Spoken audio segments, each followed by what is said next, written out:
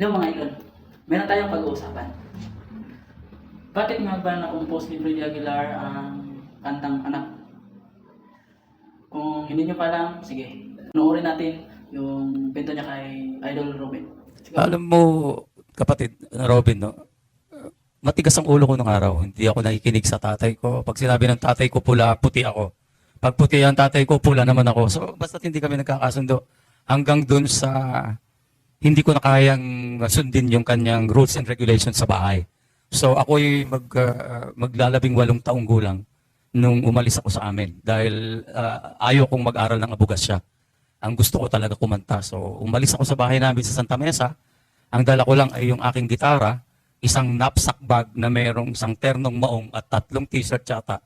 At yung suot ko, yun lang, dala-dala ko. Pumunta na ako at naghanap ako ng kaibigan na masasamahan ako sa Olongapo. Sa hawaan ng mahal na Allah, nakarating kami sa Olongapo mag-aalas 6 ng hapon sa Magsaysay Drive. Pagpasok namin, nagbubukasan na yung mga ilaw doon sa Magsaysay Drive. Maraming club doon, dikit-dikit. Sabi ko, Diyos ko, ito yung lugar para sa akin. Doon nag-isimula yung kwento ko sa Gapo at doon din sa Gapo na isulat ko yung anak. Dahil sa Olongapo, nung ako'y nagsosolo po doon, doon ko na-realize na mahal ko ang mga magulang ko dahil nalayo ako sa kanila. At doon din na nung balik sa Olongapo na nandun pala ako sa tiyan ng nanay ko at ako'y kanyang inalagaan hanggang sa ako isilang. At nung isilang ako, ayaw nila akong padapuan ng langaw, ng lamok. Lahat ng pangangailangan ko binigay. Ano ang ginanti ko nung nagkaroon na ako ng sariling isip? Nagsarili ako dahil kung ano ang gusto nila, sinuway ko. Kung anong gusto kong gawin, gagawin ko. Dahil ang dating sa akin ng mga panahon na yun ay okay.